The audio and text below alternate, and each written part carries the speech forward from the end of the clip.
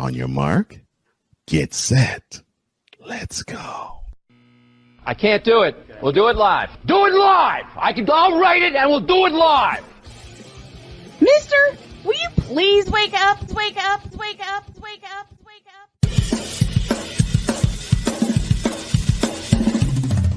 Good morning. Kevin Durant, you should have never left California. This Bronxsexual upset me in having to bring this teenage idiot from Wisconsin into a sports conversation. Are you really surprised the Cowboys are giving up on Ezekiel Elliott? Whoa. Hell no! Well, no one cares about baseball. Bitch, are you for real?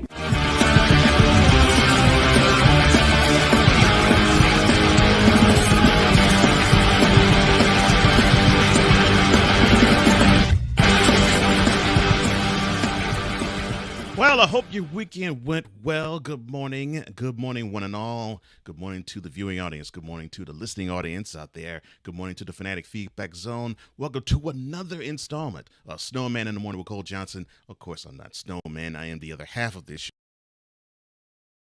show, Cole Johnson. The Snowman will probably join us momentarily. On tap for the rest of the show, at the bottom of the first hour, we will drink coffee with McCarthy. That's with Ryan McCarthy of No Credentials Acquired fame. And then in the bottom of the second hour, we will touch base with Jay Spivey, and we'll have Spivey notes. We'll touch on North Carolina sports and other media happenings as well. But we're at the top of the first hour, so you already know what that means. Whip around time.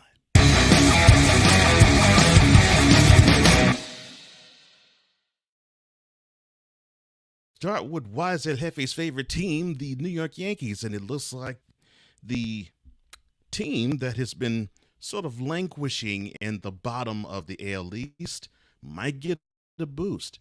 Aaron Judge made his long-awaited return from his injury in L.A., and now the Yankees are beginning their postseason push.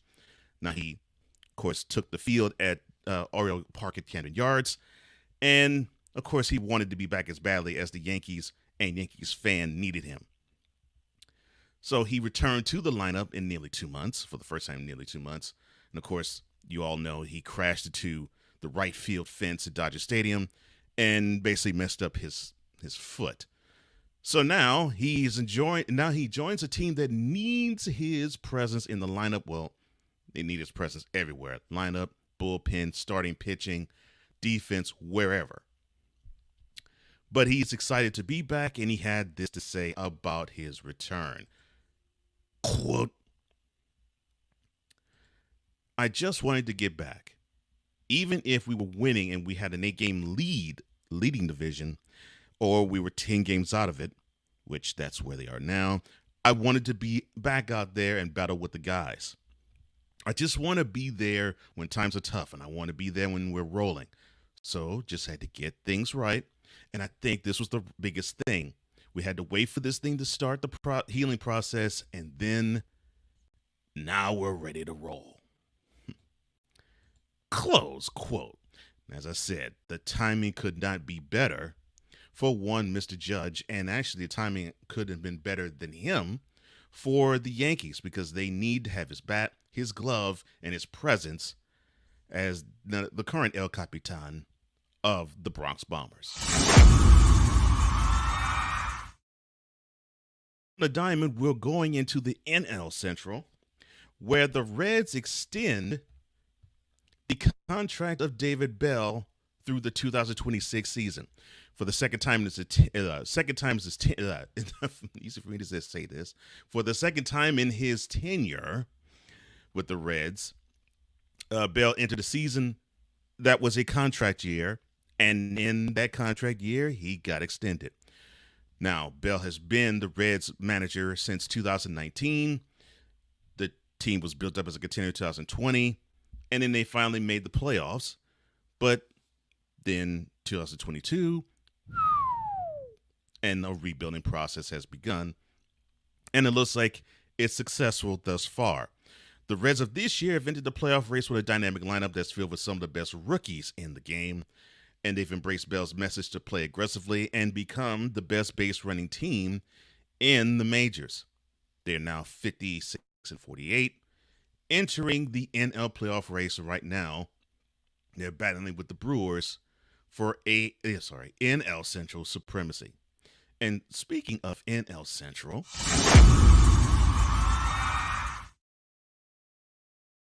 Mike Mikolas now is suspended for 5 games for dotting the I, not necessarily EYE, but dotting the batter Ian Happ of the Cubs. MLB Senior Vice President for On-Field Operations, Michael Hill, he announced Friday that Mikolas has been suspended for 5 games and fined for intentionally hitting him in the 10-3 loss to the Cubbies Thursday night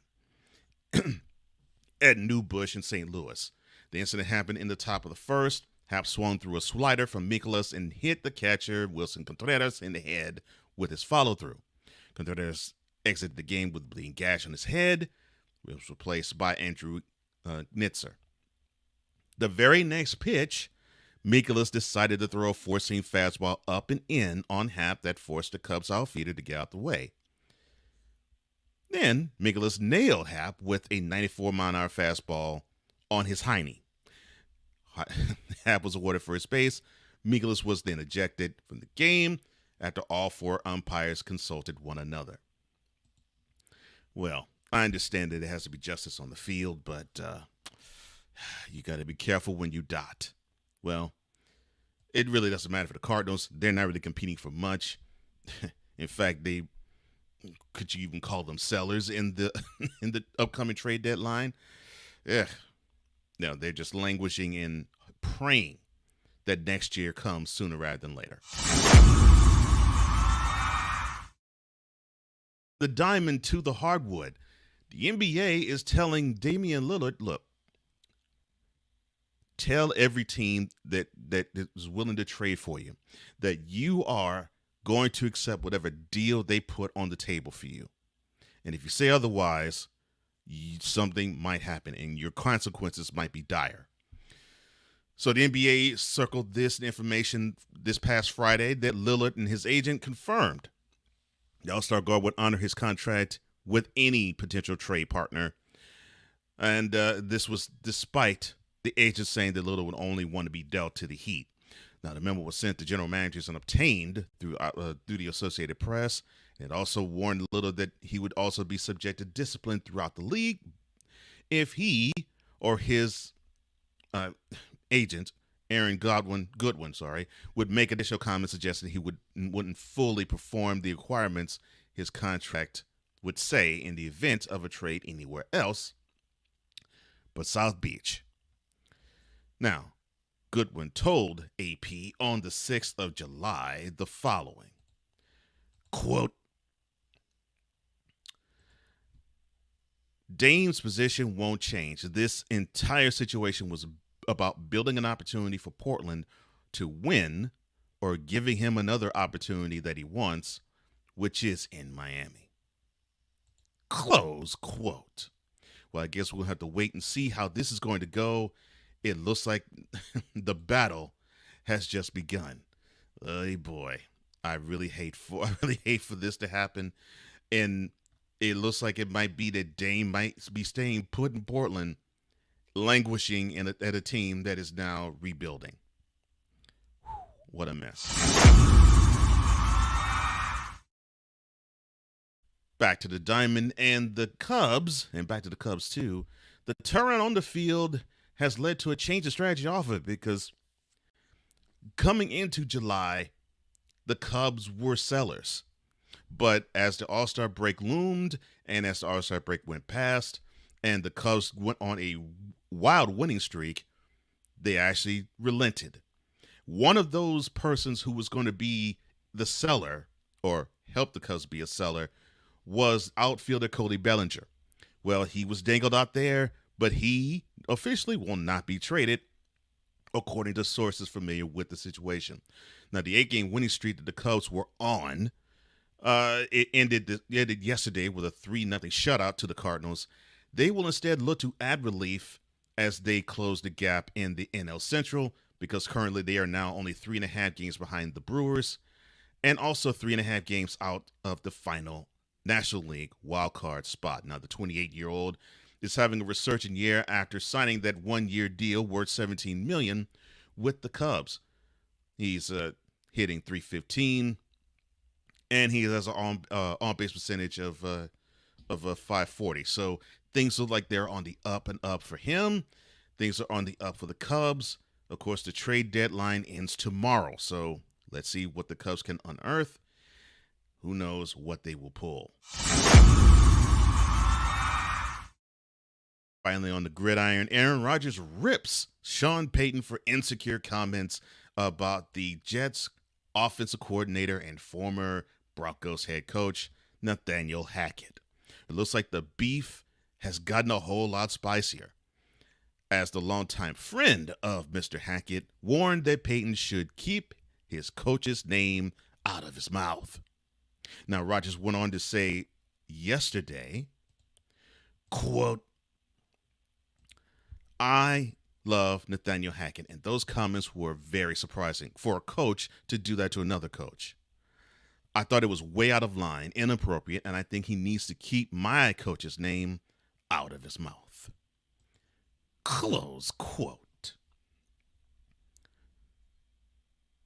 Further discussion of this situation and the thoughts thereof will be addressed again later on in hour number 1 as we go Coffee with McCarthy. And that concludes today's Whip Around.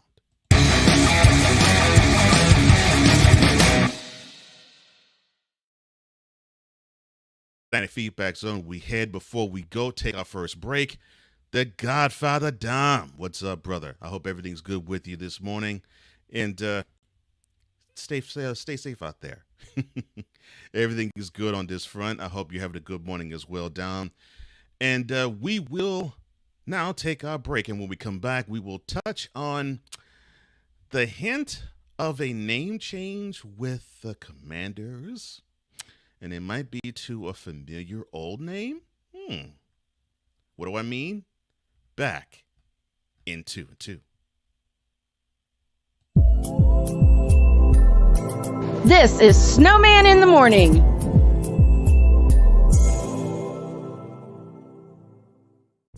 What do you get when you watch or listen to the Life Happens podcast? Well, I'll let them tell you. Kim and I are both ministers of the gospel, and what Life Happens podcast is a beautiful balance by simply taking our spirituality with real life and merging it together to create a beautiful balance. And that's what we do. BS3 Network proudly presents Life Happens podcast, where Christianity and life intersect. Live every Wednesday at 7 p.m. Central.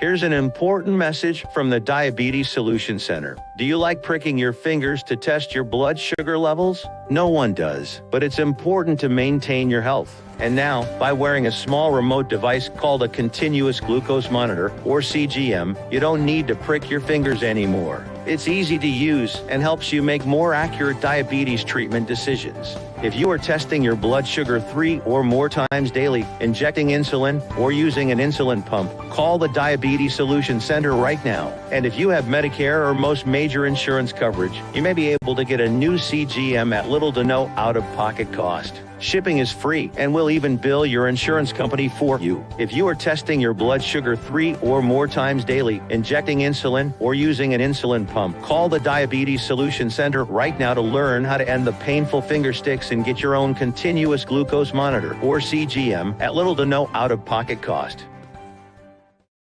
'Cause we take this job so serious. Man, I went home that day and talked to my wife, Vicky. And Vicky was like, "What's wrong with you? You pissed off?" "Yeah, I got this partner I'm working with back in the radio station. The Negro be lying." What in the all types of blue hell? Yes. It's Snowman in the Morning with Cole Johnson.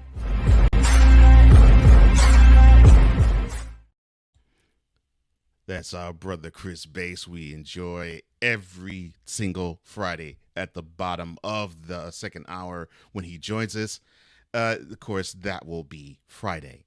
But this is Monday, and later on in the first hour, you will get Coffee with McCarthy, and you actually might get a special treat as he actually might pull it solo.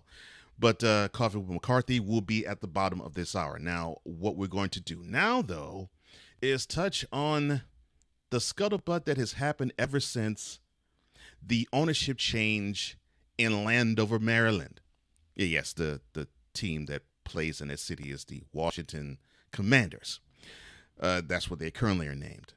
Of course, they could have been named many other names, but they decided to go with, Snyder.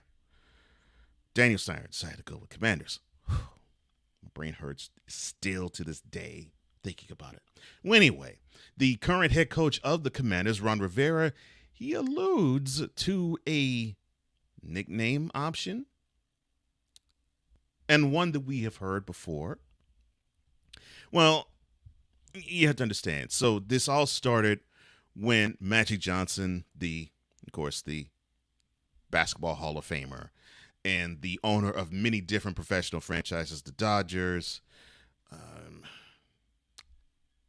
the Dodgers, the Sparks, and there's other teams he owns too. I think he has ownership in soccer too.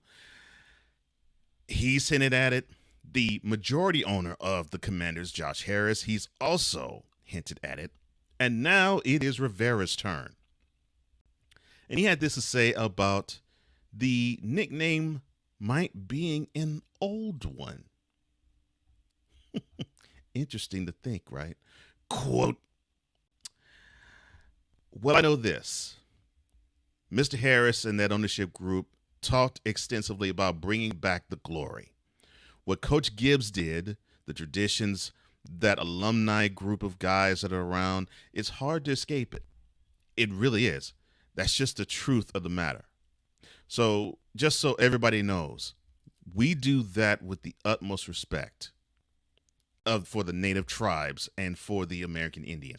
Anytime that name is brought up, it is brought up with the utmost of respect. Close quote. Now, I know my broadcast partner is going to be extremely upset when he will realize that I actually had this teed up for him to knock out the park so he could play Hail to the Redskins and bore you all for the following 10 minutes. I'm not going to do that. What I'm going to do is say that I get why they want to restore the luster, restore the tradition. I get it. And I get why Snowman himself wants the name to be returned.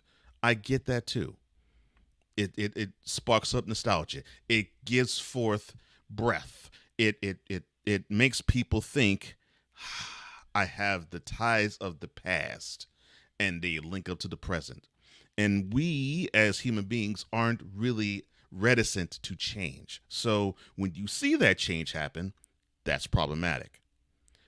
Now, when that change is also forced by corporate means, that too is problematic. And the reason why this change happened in the first place was because you had the previous owner, Daniel Snyder, have his hand forced, because in the Washington Post 10 years ago, he actually did say, quote, the name of this team is the Redskins. You can quote me on that and put it in bold print and in all caps. Close quote. So we fast forward 7 years with the scuttlebutt of what has happened with him and in the front office, and with, of course, the onset of the 650,000 email that was exchanged between John Gruden and then the president of the team, Bruce Allen, and this toxic workplace situation. All of these things coalesced into, and then on top of it, what happened away from the field and in society in general, it forced hands of Nike and Coca-Cola and FedEx to say to Snyder, quote, change the name of your team or we will change where we will patronize our business. Close quote. And I have said this often, and I will keep saying it. When it comes to these NFL owners, money talks, everything else walks. It does not matter who it is. If the money talks enough, the owners are going to move. And they're going to move like they're dancing like Chris Brown on the stage. They're going to act and acquiesce to whatever you pressure them to do, because if you say to them, we're going to take away monetary support from your franchise, that is what the owners do not want to do. You can have a stupid boycott of whatever. You can claim that you'll pull. You can claim you will not visit the stadium. You can claim that you have denounced your right to the fandom of the team. It doesn't matter to them. What matters to them is, okay, if you're going to pull money, I have to do something. I have to do something to make sure that, that money's important to me. You can't go. Please stay. We're going to take care of the situation. That's what happened to Snyder. And then, of course, the rush to name this team something new. And then he comes up with a pedantic, a bland, a vanilla name for a nickname for the team. It's just absolutely ridiculous. So there is an online petition that's going out right now. Yes, an online petition. And the online petition is gaining steam and picking up progress because there are 20,000 names on this petition to have the name Redskins restored as a nickname for the Washington NFL franchise. Now, I know I have broken my normal stance on this, which is I will never mention the slur, but I did. But in this case, it's a news story in which I'm mentioning it. I get why people want it, and I get why it's no longer a name. I get why it's no longer a nickname. I get why it is something that is now dead and buried to some, and why the team now is dead and buried to others. I understand that. I do.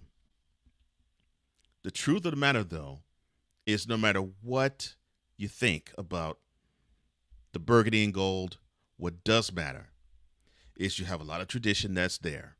You have a team that is hungry, that is clamoring for any type of good juice and mojo to come back to the franchise, because ever since 1999, the team has just done a tailspin dive, and they want to have the glory that they had when Joe Gibbs was there. You know, when they won the Super Bowl in 1982, and they won it again in 1987, and then when they won it again in 1991. They want to return to that type of glory. They want to have that type of team and have a franchise where every year they were in contention for a Super Bowl, that they were in talks, in conversations of, you got to watch out for this team.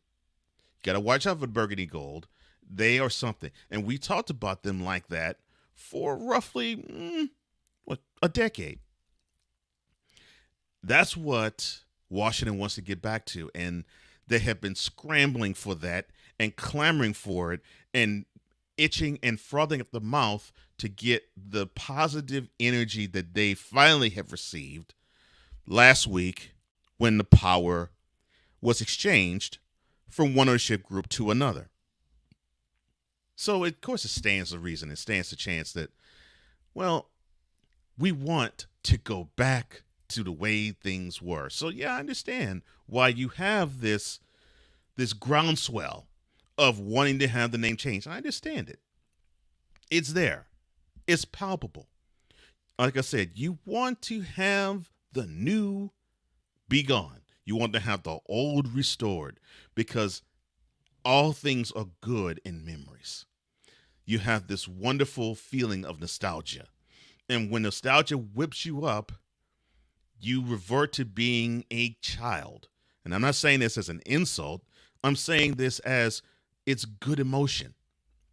Because normally when you think of anything as a child, you think of it in glowing terms. You don't think of when you ride your bike and you fall off and you skin your elbow. You don't think of childhood that way.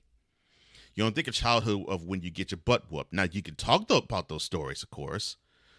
But when you think of childhood memories, those aren't what comes up.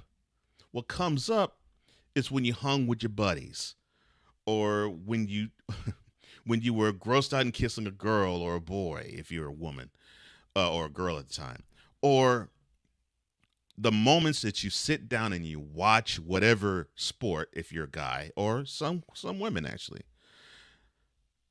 The first time you remember sitting down and you watch whatever sport with your father or even your mother, or when you get further along in older childhood, like in junior high or high school, the moment of, okay, we'll say, for me, I'll even go back to Washington Lore, the Monday Night Football game in 1985 when Joe Theismann played his last game. I remember it vividly. November 18th, 1986. It was absolutely frightening. Or it's 85 or 86. I can't remember which year. But I know it was mid-80s. That much I do know. So, and I know it was November 18th. So Theismann drops back the pass, and they're playing the Giants. And Washington was wearing then their traditional white tops with burgundy pants. And then they were playing the Giants that had number 5-6. That's right. Lawrence Taylor. And he's rushing from the blind side. And he hits Theismann hard, brings him down. And then the next thing you see Taylor leap up to his feet. And he is looking at Washington's bench, and he's waving the medical staff onto the field. You see, it's not necessarily those types of moments that Washington fan is wanting. It's simply put, it's when you think about those moments, you remember what you were doing and where you were and how you felt. And so when I hear people say they want the old nickname back, they want the emotions that's tied to it back. And they can say, well, yeah, it is a slur. And yes, it is a slur. But it's the emotion that's tied to the name. And so they want that back. And they want that back as much as they possibly can. And you could be hearing more of, we want this name back as the year goes on. Well, I'm going to take another break. And when we come back, Coffee with McCarthy will bring you in to hour number 2. This is Snowman in the Morning with Cole Johnson. We'll be back in 2 minutes. This is Snowman in the Morning.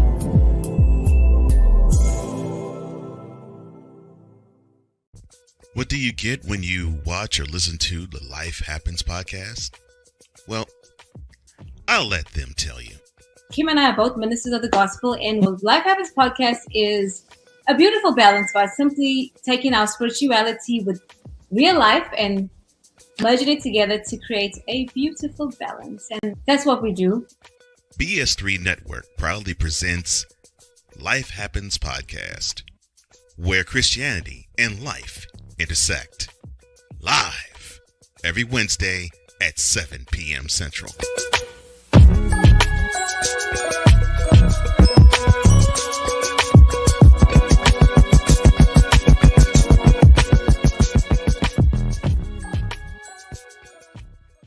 Here's an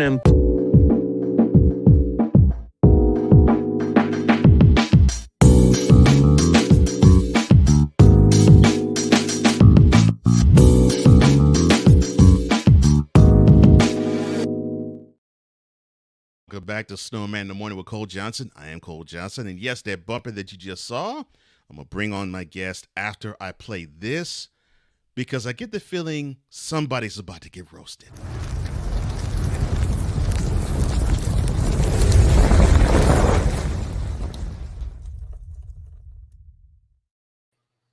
So I have to step aside. I bring along the man who is in charge of No Credentials Required, one Mr. Ryan McCarthy, who is frothing at the mouth of wanting to get at Sean Payton. Sir, how you doing? Well, I wouldn't say I'm exactly frothing. You can see it's not, I don't have rabies. Duly noted. Oh my gosh. All right. Well, I shall return, but I leave you in good hands because this actually might turn into a No Credentials Required segment or portion of the show. But I'll leave you in good hands. Mr. McCarthy, it is all yours, sir. Thank you, Cole. It's time to cook. Sean Payton, have yourself a seat. So a couple days ago, right before training camp, or actually before, during training camp opening, a certain coach by the name of Sean Payton decided to have himself a day in terms of the media, and he was talking to reporters, and these reporters happened to ask him about this message for the new season. So he talks to Mr. Jarrett Bell at USA Today, who I believe is a certain executive producer's employer, and he happens to say this when he's asked about the situation from last year, and he's asked about it. He says a lot of things about particularly my favorite football team, the New York Jets. Now, he had the audacity to compare them to the 2000 Washington Redskins football team, Commanders, whichever you prefer to call them. I know Mr. Snow prefers to call them the Redskins. Mr. Johnson refrains from saying that name. I could care less about what their team is. They're garbage. But he compares this team. He says, and unfortunately, Mr. Johnson has left, so he doesn't have the elements to say. But I will say this. I'll say from the article, quote, "We're not doing any of that. The Jets did that this year, and that being in terms of building a team. You watch. Hard Knocks, all of it. I can see it coming. Remember when Dan Snyder put that dream team together? I was at the Giants. I was a young coach. I thought, how are we going to compete with them? Dion's there now. That team won 8 games or whatever. So listen, just put the work in." Close quote. Now he goes on to say about the former coaching regime of the Denver Broncos last year, that really, really disastrous season that was put together by one Nathaniel Hackett, who is now the offensive coordinator for the New York Jets. He was a pivotal part of bringing in Aaron Rodgers and Alan Lazard and Randall Cobb. So the momentum to have this team be built with former Packers staff, to which we have a lot of jokes about the New York Packers, which this team is not definitely the New York Packers. Let's just put it that way. He going forward, talking about Nathaniel Hackett, and this is what he says, and he's basically defending Russell Wilson, who he believes is not washed. A lot of people say otherwise, but that's another story for another day. But this is what he goes on to say, and again, I don't have the element, but I'll just go with it. Quote, "Oh man, there's so much dirt kicking around that. There's so much dirt around that. There's 20 dirty hands for what was allowed, tolerated in that frickin' training rooms, the meeting rooms, the offense. I don't know Hackett. A lot of people had dirt on their hands. It wasn't just Russell. He didn't just flip. He still has it. The BS that he hit a wall, shoot, they couldn't get a play in. They were 29th in the league in pre-snap penalties on both sides of the ball. Close quote. If I remember correctly, if I can correctly recall, I remember an article on The Athletic that took the reader through the entire tumultuous season that was the 2022 Denver Broncos. If I remember correctly from that article, a lot of things pointed back, not towards Hackett. I mean, Hackett did have his idiosyncrasies, let's just say. The frozen deer in a headlights look sometimes, especially during the first game of the season in Seattle when they took on the Broncos, when the Broncos took on the Seahawks, and he had a frozen moment, especially when calling timeout. Again, a lot of those things have to do with Hackett, but a lot of it has to do with Wilson too. From what I remember from the article, and I'll have to double check my sources just because we do research on this show. Unlike a lot of other sports shows, we do a lot of research on my show, on this show. I'm just going to put it this way. Wilson was calling a lot of old plays from Seattle. He still had those plays in his head. And on top of that, rather than calling the play, he would try to pump his team up, giving inspirational speeches in the huddle, which those two factors together lead to a lot of pre-snap penalties, delay a game, false start, illegal motion, those types of penalties. So we come to the next day, and the same and a different writer, Safid Dean from USA Today, the headline says Sean Payton regrets ripping ex-Broncos coach Nathaniel Hackett. Quote, "It was a mistake," unquote. And this is what he goes on to say in this article. And again, I wish I had the element. Unfortunately, I don't. That's okay. He goes on to say, quote, "Listen, I had one of those moments where I still had my Fox hat on and not my coaching hat on. It was a learning experience for me. It was a mistake, obviously. I need a little more filter. I said what I said, and obviously I need a little more restraint, and I regret that." Close quote. Now, we come to Sunday, and Sunday comes around. Peter Schwartz, NFL Network, he's going to New York Jets training camp, and he happens to interview one Mr. Aaron Rodgers, who is a big defender of Nathaniel Hackett. Now, if I correctly recall in my memory, at first, when Nathaniel Hackett was named the offensive coordinator of the Green Bay Packers, they didn't exactly get along. It was a sandpaper moment in time. And eventually, Hackett gained the trust of Aaron Rodgers. In fact, so much so that in the 2 seasons that Hackett was offensive coordinator with the Green Bay Packers, Aaron Rodgers won MVP of the league. Back to back. Almost led to a Super Bowl in 2020. Of course, we happen to know, we remember that what happened there with that game, in that Matt LaFleur, or Mike LaFleur, excuse me, not Matt, different story. Mike LaFleur had a brain fart towards the end of a game while the Packers were driving for what could have been the potential game tying score. Instead of going for it on 4th and goal, kick a field goal.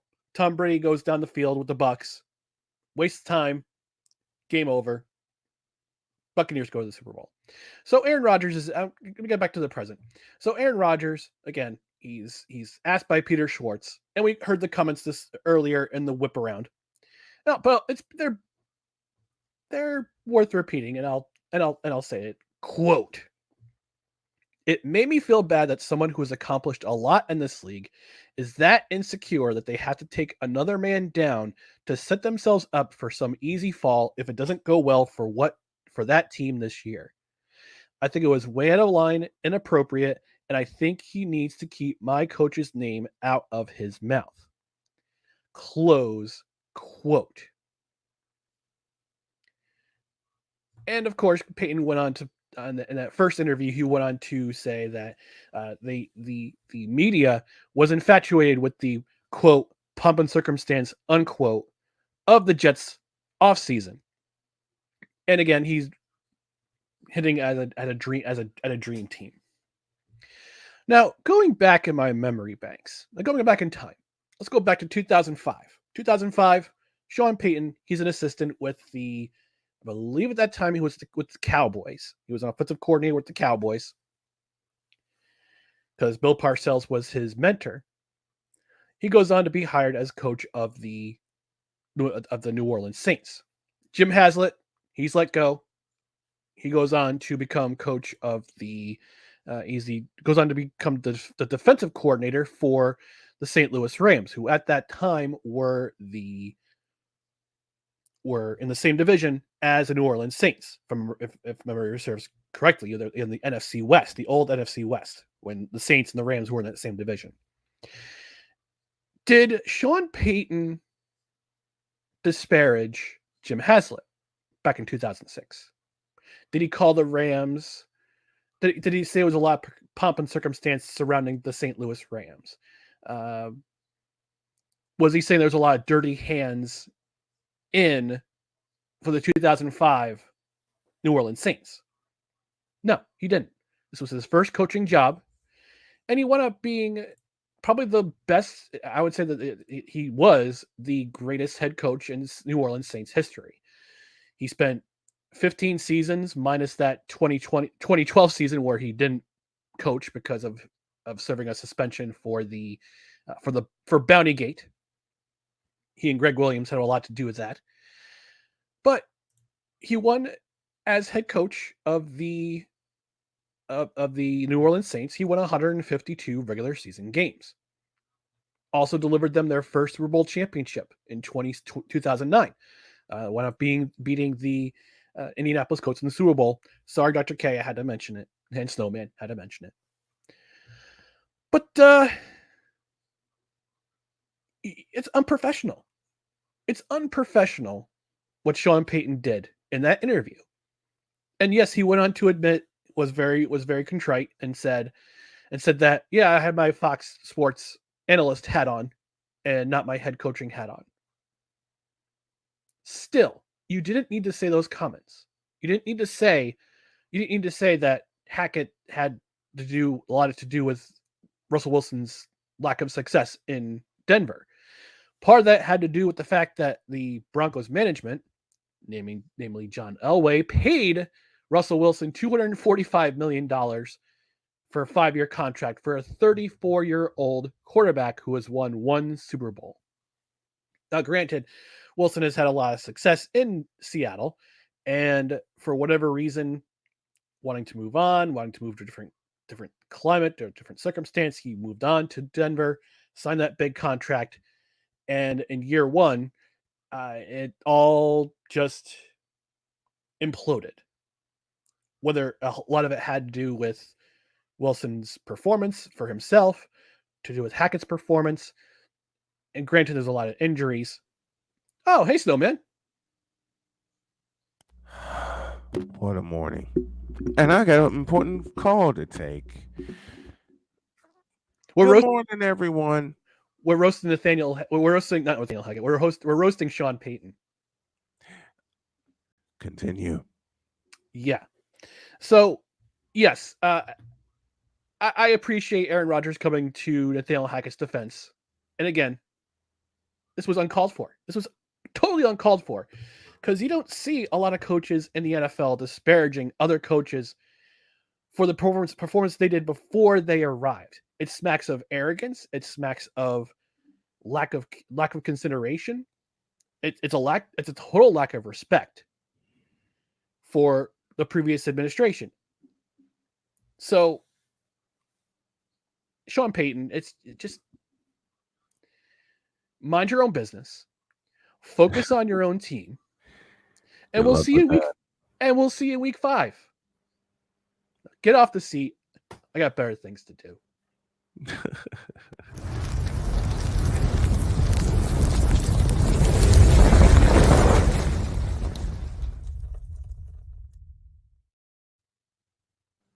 How many times can I say thank y'all? Because I ran into a couple problems this morning and I didn't realize what time it was until I looked at my phone, and you know the rest. Nice headphones there. Are those Thanks. the new ones you got? Yeah, I'm still getting used to them.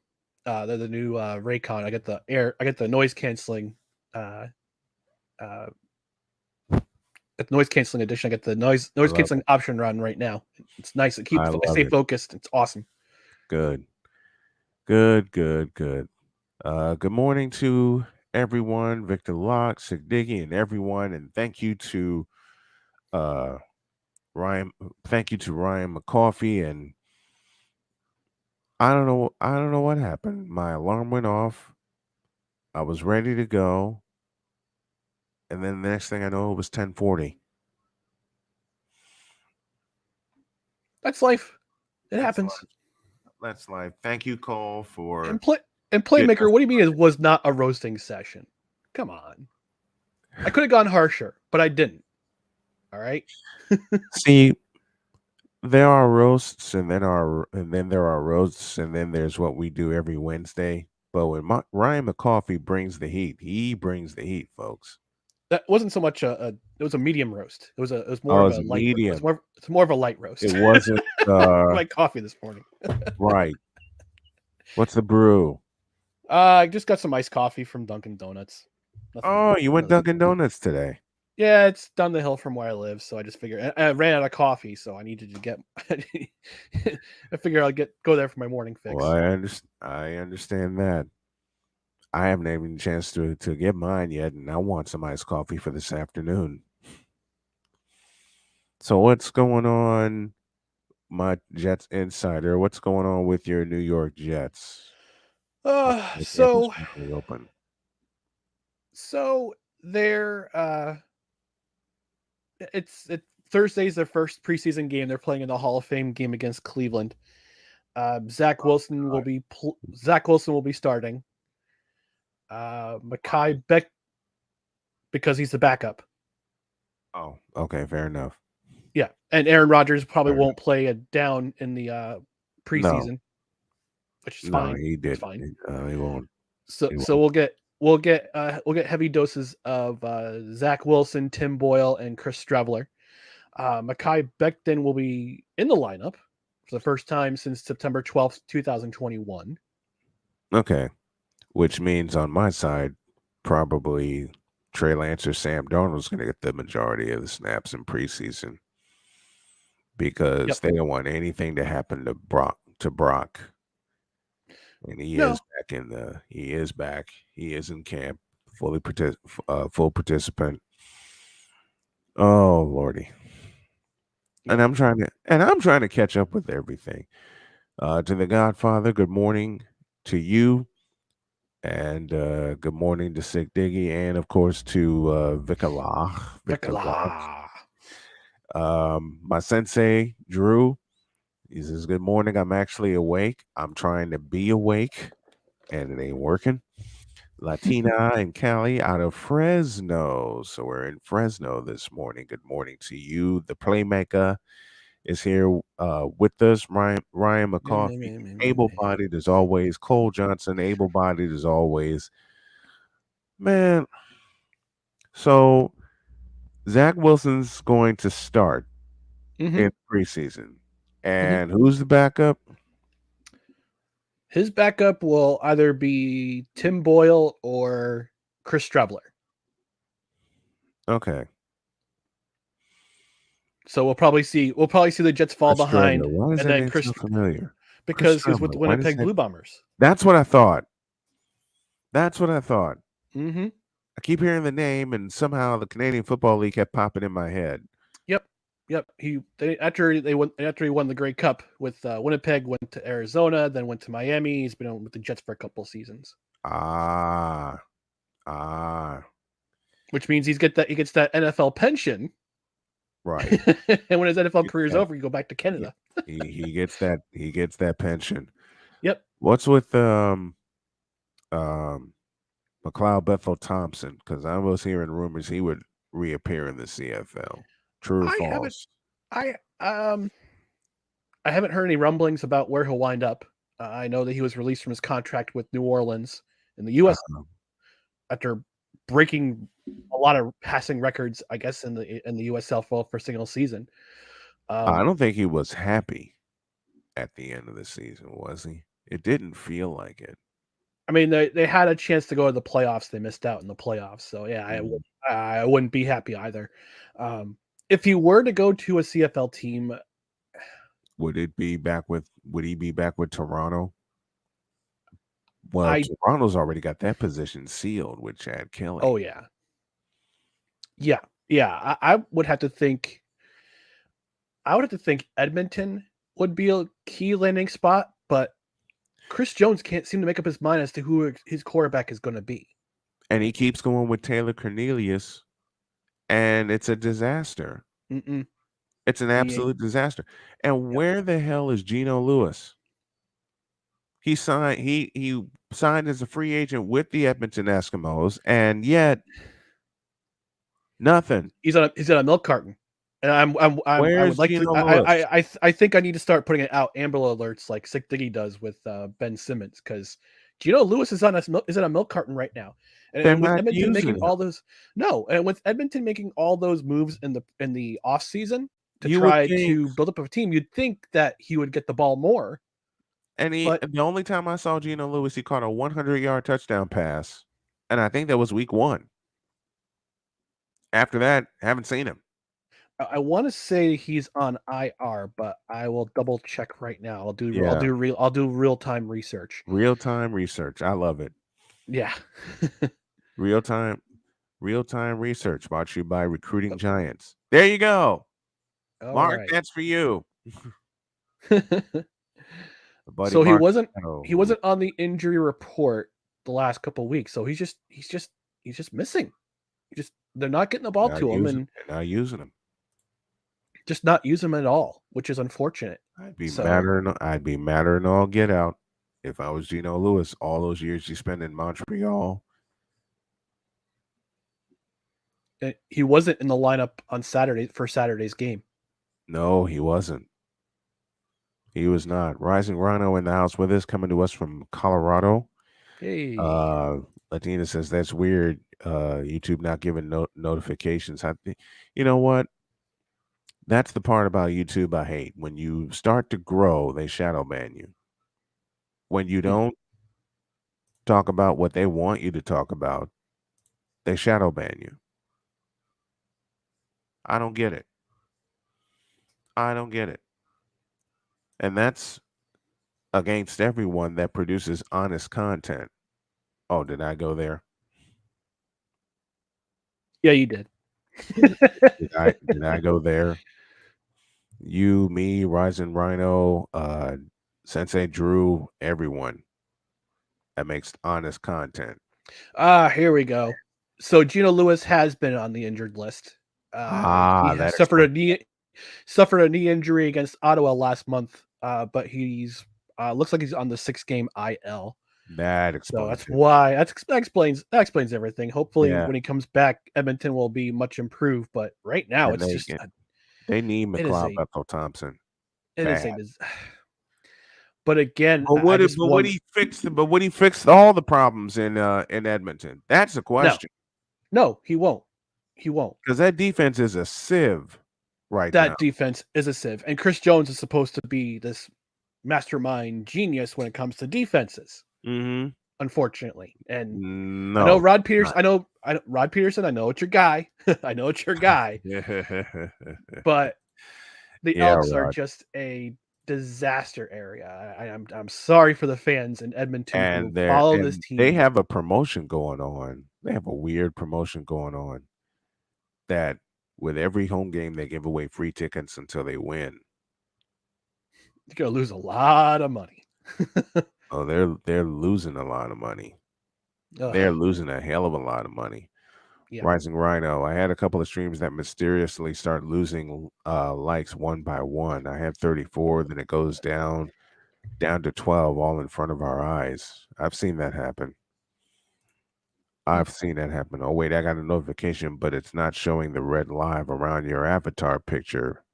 Made it seem like a simple upload. I recommend you don't upload more than one video close in time or proximity. I'm not. Oh my heavens. Folks, I got to step away because I have a very important call to take. Let me take a break. I can get back to work. I don't know what to do. I really don't know what to... Yes, I do. Yeah, you do. Let me take a break. Let me figure this out. And thank you, Ryan. Tonight, 8 p.m. We're reviewing. Tonight, 8 p.m. We're live again. We're reviewing another movie for the summer. We're reviewing Chariots of Fire. So Chariots of Fire. Okay. All right. Very, very good. Thank you, McCoffee. Appreciate you. Thank you.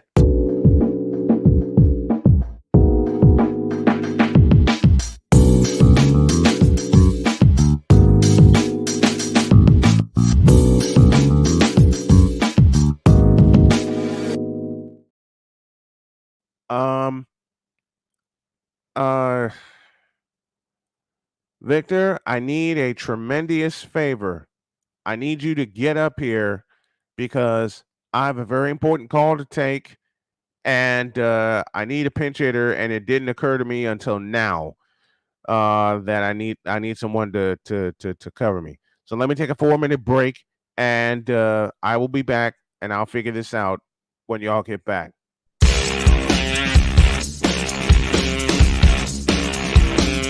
This is Snowman in the Morning.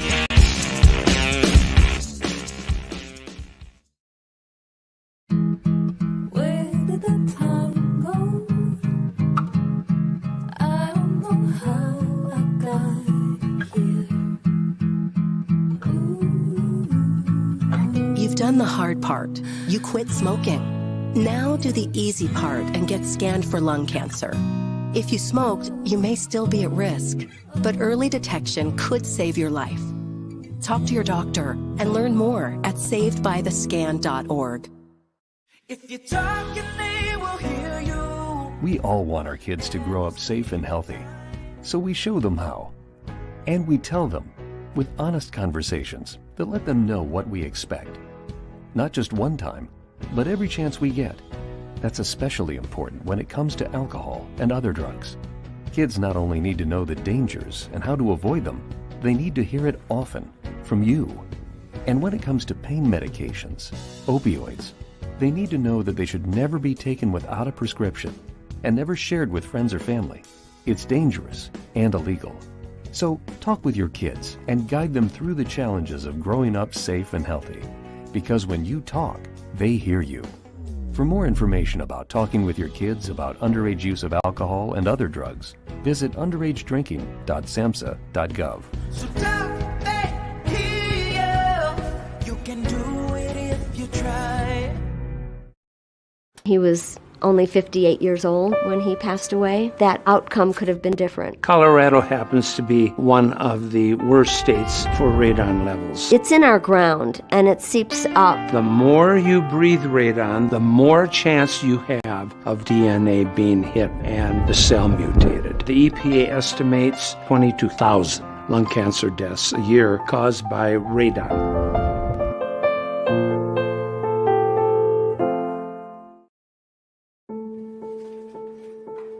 We all make choices. When it comes to alcohol, kids make choices whether to drink or not. Bye, Dad. Bye-bye. Remember, I'm going to Alex's party tonight and sleeping over. Have fun. Hey, have a seat for a second. Remind me about that party again? Alex is just... And adults make choices whether to talk about it. That's true of parents and every other trusted adult in a kid's life. Kids want to know our expectations when it comes to alcohol and other drugs. They want guidance and honest answers to their questions. And it makes a difference when the message is consistent and part of everyday conversations. So talk with your kids and help lead them on a positive path. Because when you talk, they hear you. For more information about talking with your kids about underage use of alcohol and other drugs, visit underagedrinking.samhsa.gov. Time for hour 2 of this spectacular. Ryan McCoffey now joins us this morning. That's what you need to do to beat Josh Allen. You need to make him uncomfortable. Hour 2, time for some Spivey notes. And here's Jay. Well, I know he's only in his 3rd year, but they're just wasting Justin Herbert. Hour 2, the hardest working content creator I know, the playmaker. Hey, LeBron James, the greatest scorer of all time. Hey. Hour 2, the only Christopher Dietz. They rewarded Ohio State for not playing, and they punished USC for playing. Hour 2, Sam Shady. Oh, man. It's been a roller coaster ride if you were a Philadelphia Stars fan. Hour 2, that's Big Ben, the man in charge of the BS3 network. And if I see Kurt 2 Chainz Cousins out. Hour 2, Chris Bay's joining us. Oh my God! Oh, this game! Oh, way to go, Sammy! Hour 2, was El Jefe. Oh man, I thought I missed it. What in the all types of blue hell? Time for hour 2 of this spectacular, and it starts right now.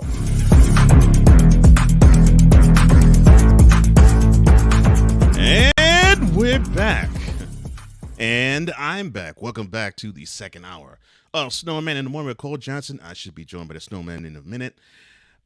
Before, though, I continue, I am going to be joined by a fellow that I know and love dearly.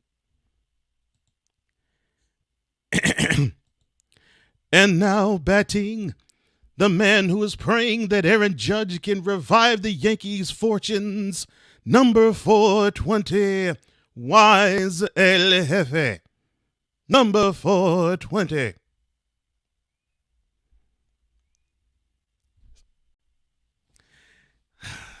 And it is wonderful to see you, but unfortunately, it is not wonderful to hear you. As we are joined by Wise El Jefe of Papa J and Wise El Jefe of Mentality. Can you hear me now? Can you hear me now? And yes, Puerto Rican Verizon man, I can hear you now. Yes. So what I said was, even with Aaron Judge, we need way more. So I'm over it. Well, the trading deadline's tomorrow, so the Yankees might have a trick up there. Start selling. Not selling. Go the Mets route and just start selling them.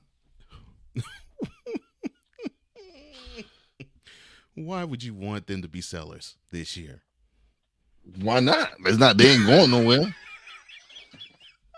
They are not going any. I think they're in last place in the division. Yeah, no. And we're above 500. That's what's the shame is. Yeah, it's like we're bad, but we're not that. But we're not Mets bad. Yeah, no, exactly. That's what I'm saying. The Mets, they don't stand a chance. But the Yankees, they didn't sell everybody. Yeah, they had Max Scherzer go in, complain about them trading Robertson, and they go trade his butt. Well, I mean, I don't know why Scherzer should complain. I mean, he now is a member of a team that's in a pennant race. Yeah, you should be happy. I would think Scherzer should be happy. I think that's going to be everybody's new formula where they're going to want to talk to ownership after they do a trade and get traded away to a better team. Mm-hmm. Yeah, like I said, I don't know why. And might as well talk about it now. So yes, one of the big news stories of the weekend was Max Scherzer, who was a Met, formerly, of course, of the Washington Nationals. He got traded from the Queens area to now the Metroplex. Now he is a Rangers starting pitcher. Now the deal, which the Mets covering all but $22.5 million owed to him, it became official when Scherzer waived his no trade clause and agreed to exercise his $43.3 million player option next year. Now, of course, the Rangers get him for prize prospect Luis Angel Acuna. And This also has opened trade talks with the Astros, sending Justin Verlander back to Houston. But before I continue, sir, I just have this to say. Bishop, should the Astros trade for Justin Verlander to be back after he basically spurned the team, winning his second ring with the team? Hell no. To the no, no, no. Hell to the no. Hell to the no. To the no, no, no. Listen. Hey, listen, man. People can repent. People can repent. You being the jaw, you know this. Sometimes I dislike you.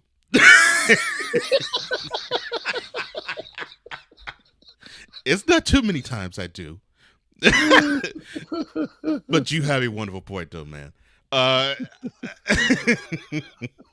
You have a great point.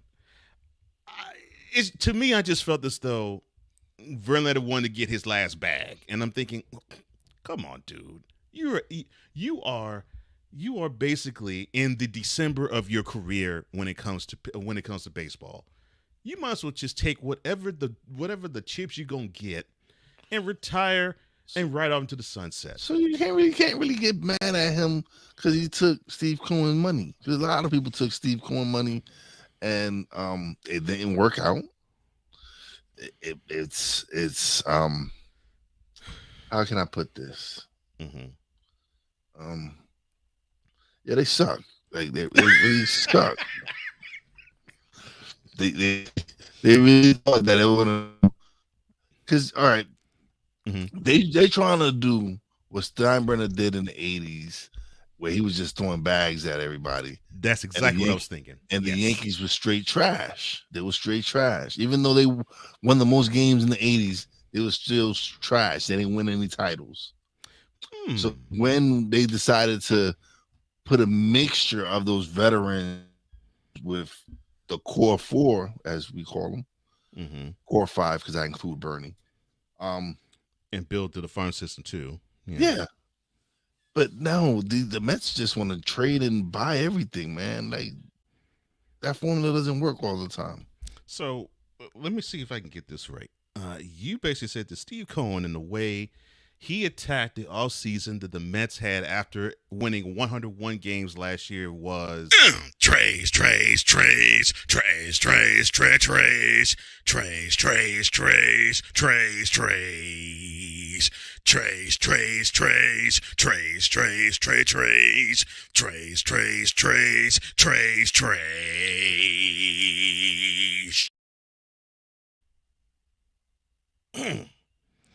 You know something, Wise? I have to give you mad credit. I'm glad that you actually saw as well what I actually saw with Steinbrenner in the 80s. Because I was thinking, this guy is just writing checks. Yeah. Oh, listen, I suffered in the 80s being a Yankees fan. Checks. Listen, I suffered. Mets were celebrating in the 80s. They got the World Series in 86. They were pretty good in late 80s, early 90s. Yeah. And then the wheels fell off. Right. And Doc and everybody left. And so, yeah. So came back and won a World Series with the Yankees in the mid-90s, no less. Yeah. Right. Yeah, no.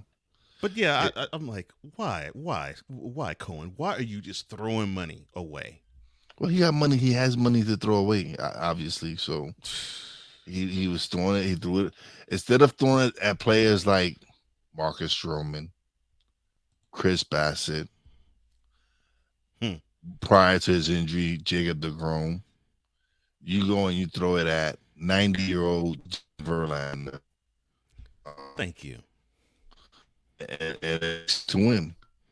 When your start two pitchers are old as dirt, like they probably were around when Jesus was playing. Like that's how old these two pitchers are. Thank you. Exactly. That's why with my not so forgiving or repentant heart for this situation. that I feel is the Astros wasted their time to get Justin Verlander for a rental. But I will work on it. You know, God know my heart.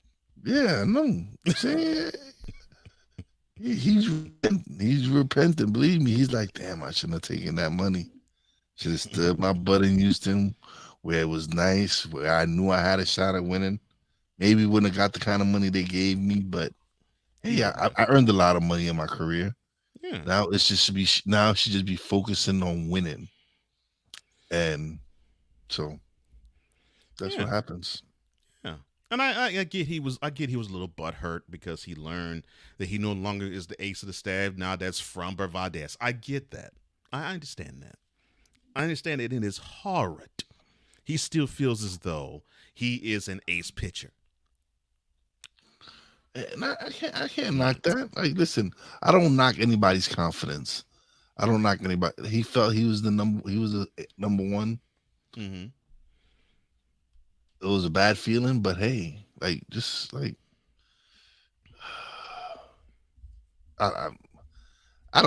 listen. Mm-hmm. I'm like that big brother that look at his little brother and tells him something, and that little mofo go still do what you the complete opposite of what you told him to go do. Right. Mm-hmm. Yeah, so I don't feel sorry for the Mets whatsoever, because they were battling for the headlines in the background and oh gosh, January, February, March, they most certainly were. Yeah, and nothing. No Carlos Correa, Verlander was a bust. I don't even know if Buck is gonna have a job at the end of this year. Man, yeah, okay, well, fine. I guess I might as well ask this question since the Mets had to be sellers in this year's trade deadline. How do you see the offseason this coming year shake out for the Mets? Oh, I don't see them spending like that. And again, I think he kind of learned his lesson. Like, yeah, maybe I shouldn't be throwing money like that at people and start really building a team. And they got some pretty good players in this farm system. So, because that's what I was thinking. I was like, okay, you won over 100 games last year. I mean, so you have good pieces. Why don't you build around them?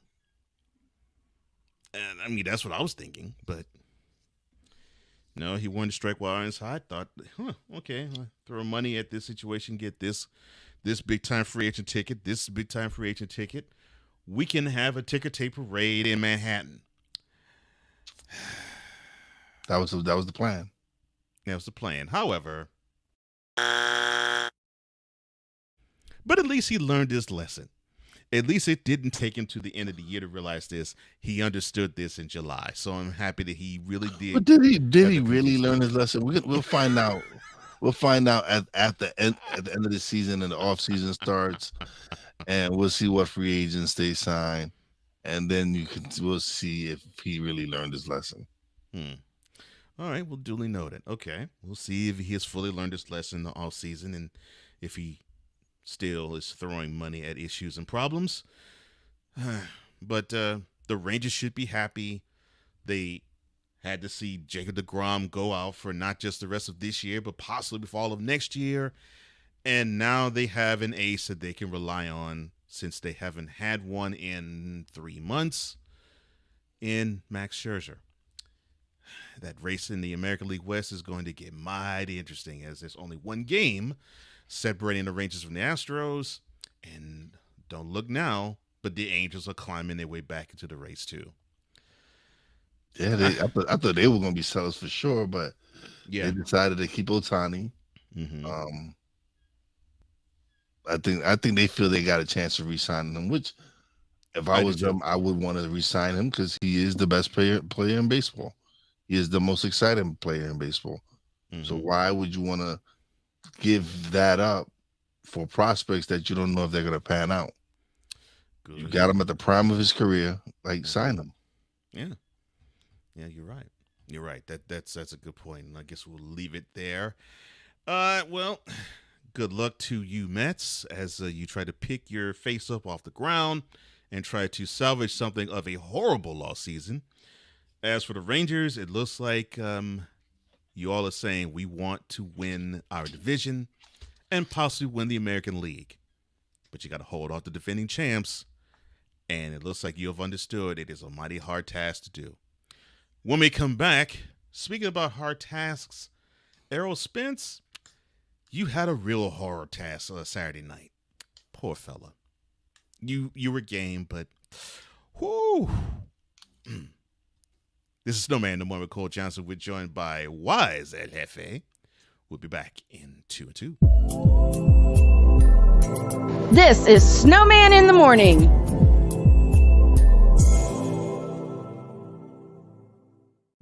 What do you get when you watch or listen to the Life Happens podcast? Well, I'll let them tell you. Kim and I are both ministers of the gospel, and what Life Happens podcast is a beautiful balance by simply taking our spirituality with real life and merging it together to create a beautiful balance. And that's what we do. BS3 Network proudly presents Life Happens podcast, where Christianity and life intersect. Live every Wednesday at 7 p.m. Central.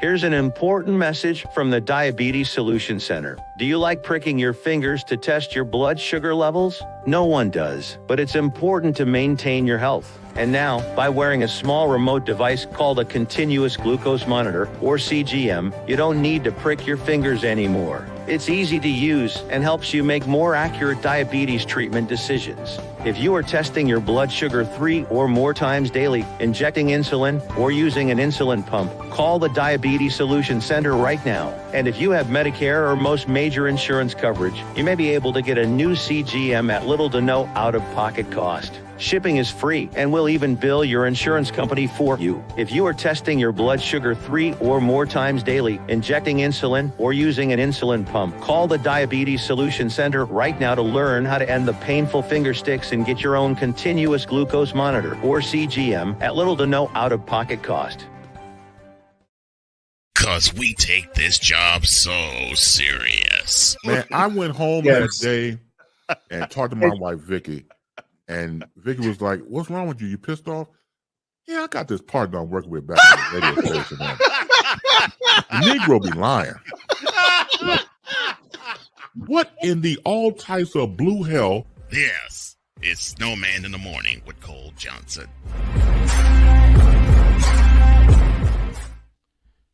.22 after the hour, after the second hour of Snowman in the Morning with Cole Johnson. I am Cole Johnson. I'll be joined by Wise El Jefe. Okay. I was kicked out. Yeah. Something happened over here on my end where I got booted out.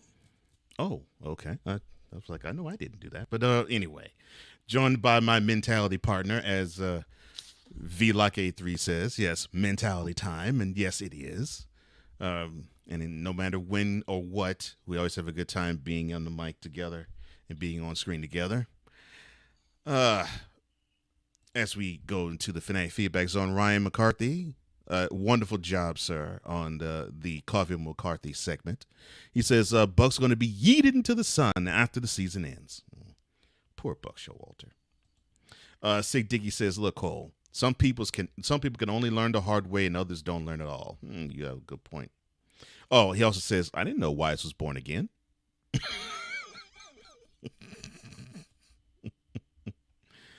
Oh my!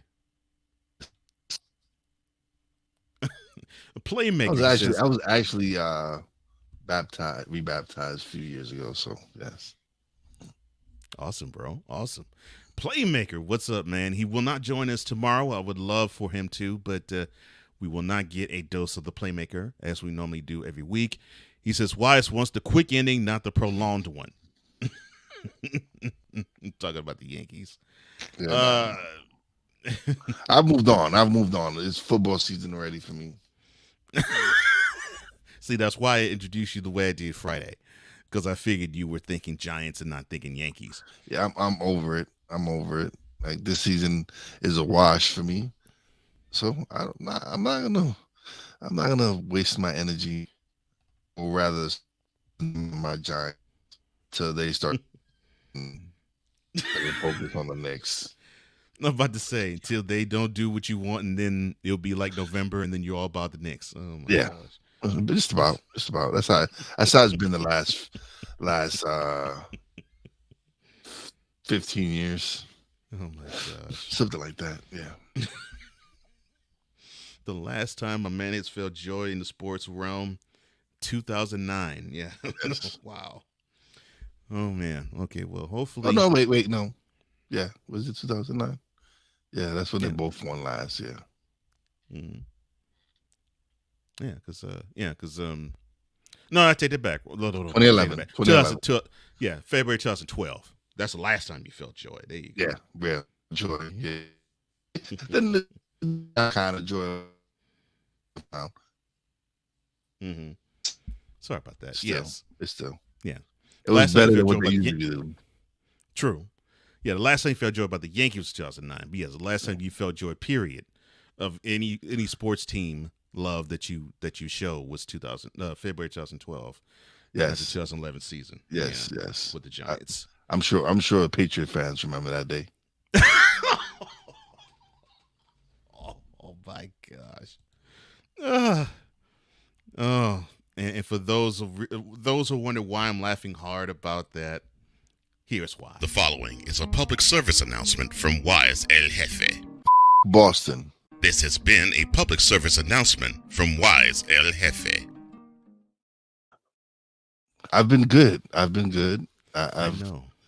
I've turned a new leaf. I no longer curse at Boston. I leave them be. But yeah, I'm good. I'm doing good, man. I'm behaving. I said I was gonna be nice to Boston, and I have. I haven't attacked anyone. You haven't yet. Not yet. No, not yet. No. I'm waiting for somebody to Boston to mess up, though. Waiting. Because then I know. Then it's like, see, I tried to be good. And yeah, keep pulling me back in, and so. Oh my gosh! Oh Lord, you and your eternal hatred for Boston is hilarious. Well, for those who are unaware, yes, there was a prize fight that happened Saturday night between undefeated Terrence Crawford and then undefeated Errol Spence in a welterweight clash in Las Vegas. Well, that turned into a one-person boxing exhibition.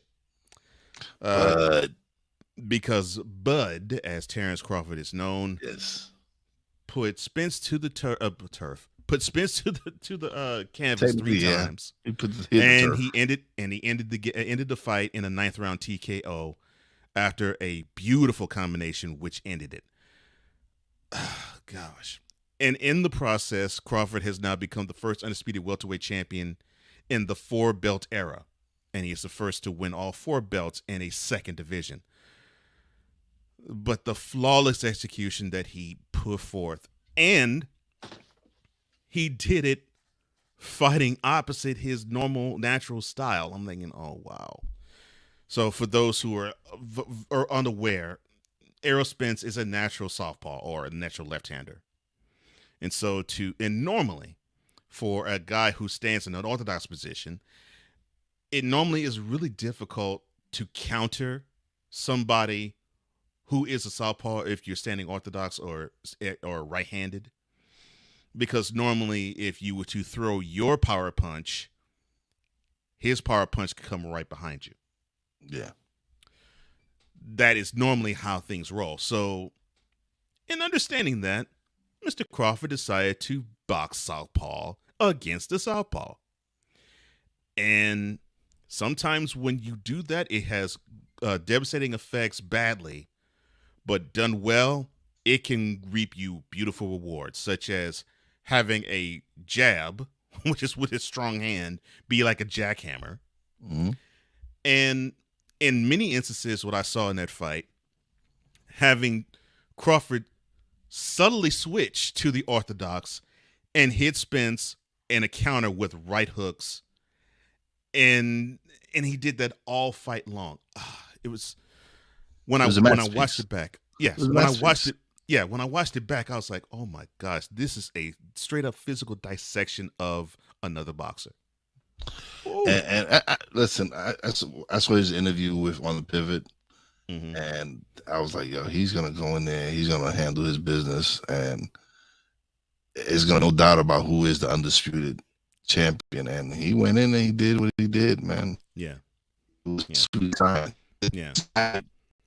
Like what makes I used to love boxing when they had the Hagler Hearns fight and the Hearns Hagler fight and the Rob and the Leonard Hearns and this is when you had all the super fights. The mega. Yeah, We haven't really had anything like that. We usually get them later on when at least one of them is past his prime or whatever. Right.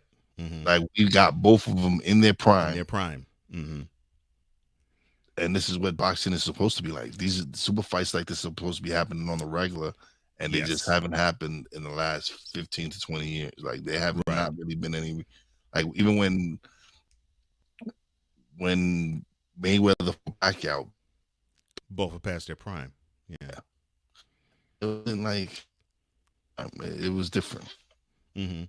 Yeah, both are past their prime, and that fight should have happened about at least 5 years before, if not 6 or 7 before that. Yeah, but it should not have happened in 2015. Man, but it was just a beautiful display, and yeah, Crawford reminded me, and you mentioned him, Hagler reminded me of Marvin Hagler because he normally fought southpaw, but he could switch, and he subtly switched, and Crawford did that. And man, Spence stood no chance in that. Ooh, gosh, he could not. Was it he had that no answer bad? for Was, any. was it that bad? Yeah, Errol Spence stood no chance in defending None. whatever power punch Crawford threw him, because every time Spence threw, Crawford countered, and he countered very fast. Yeah, he did, and it was he did. brutal. It was well, brutal. Well, before I have a piece of breaking news for you guys. Okay, well, go. But before we do that, I would like to introduce to you to the guy who is the founder of Snowman Multimedia, one half of Snowman in the Morning. He is the play-by-play extraordinaire known as Brian Snow, but you can call him Snowman. Thank you, sir. Thank you. I'm doing good, and now your breaking piece of breaking news.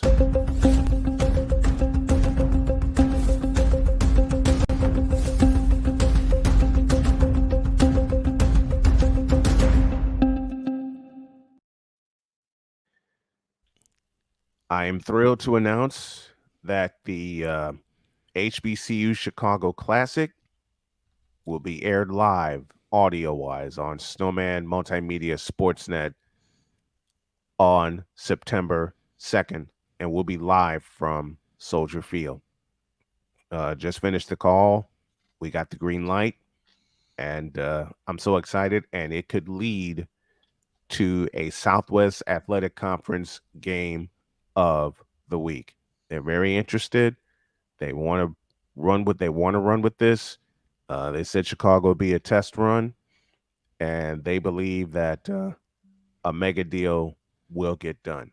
So we'll be live in Chicago the week of Labor Day, and September 2nd we'll be live from Soldier Field, providing play-by-play for the silver anniversary of the Chicago HBCU Classic. There's your breaking news for this morning.